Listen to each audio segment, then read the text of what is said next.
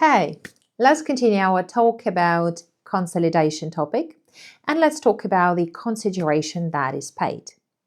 In question 1, most likely you are going to be given some calculation and you will be asked to make adjustments and explain them. The first thing that people kind of miss is legal costs. Remember, everything that goes not to the seller of the shares, but rather to some advisors, is going to be expensed. So these will go to P&L, not to goodwill calculation. As for the rest of the monies or considerations that were paid, we are going to include that at fair value.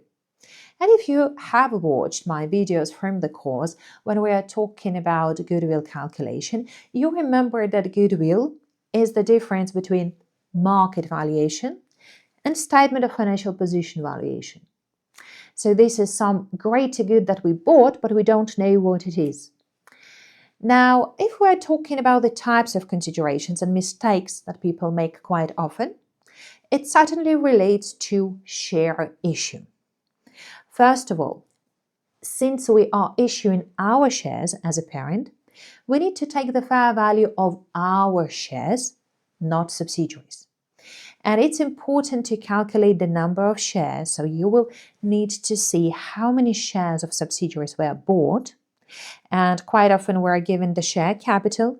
We are going to divide it by the nominal value of each and every share, even if it's a $1, because you need to show the calculation.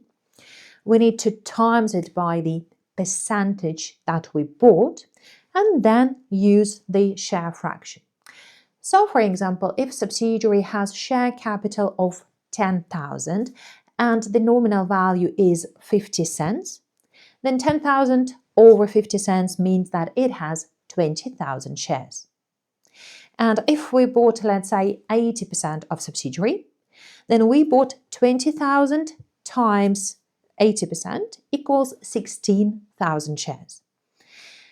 And if we issued one of our own shares for every 4 shares that we acquired, then we take this 16,000 times it by 1 over 4, and we get 4,000 of our shares that will be multiplied by our shares market value at the acquisition date. And that will never be reevaluated. And it's going to be recorded in equity, but since you also need to populate the statement of financial position, you need to know where to put that. So one part of the entry, debit, is going to go to goodwill, and the other side of the story will go to share capital and share premium. It is vital to acknowledge that share capital holds only the nominal value. So take the number of shares that you issued, 4,000, times it by the nominal value of your company shares, so 25 cents, $1, 50 cents, whatever it is. That is your share capital. And share premium is going to go as the balancing figure to this very transaction. And quite often we don't have this share issue recorded, well, because companies don't notice it. Most likely, companies are going to just record the cash consideration, because when cash leaves your bank account, you kind of have to credit cash, because otherwise your statement of financial position, your cash line, will not be reconciled with the bank statement. When we're talking about other forms of consideration, so liability is something that is promised, we would need to understand that every liability that is a financial liability has to be recalculated at each and every reporting date.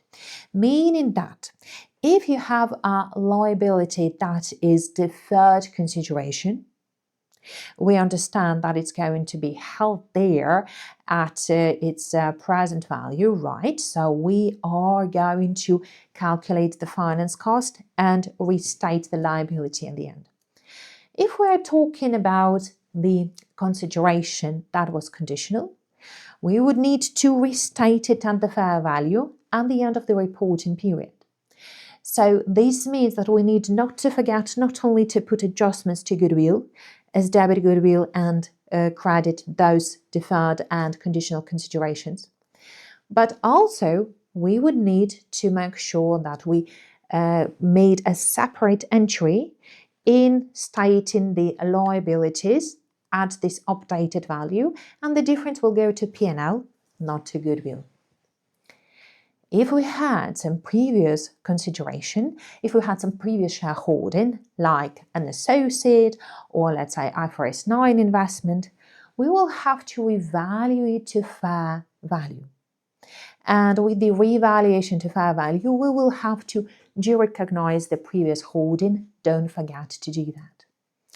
So, to sum up, what can we include in our consideration paid? It could be cash, it could be shares issued at the fair value, it could be deferred consideration, it could be conditional consideration, right? And pay attention to investments that were held at fair value through OCI, because their revaluation will be recorded to OCI, not to P&L. And you will also need to add an extra sentence that the accumulated other comprehensive income will have to be reclassified directly to retained earnings and not recycled to P&L. So this is how consideration paid is calculated, is accounted for. And make sure that you subscribe to SBR Made Easy podcast, because we study so many topics that are tested in this very exam, and join my course to have examples visualized, to have fantastic videos that show you and just imprint in your memory so that you can learn the information from the first watch. Bye, and I will see you next.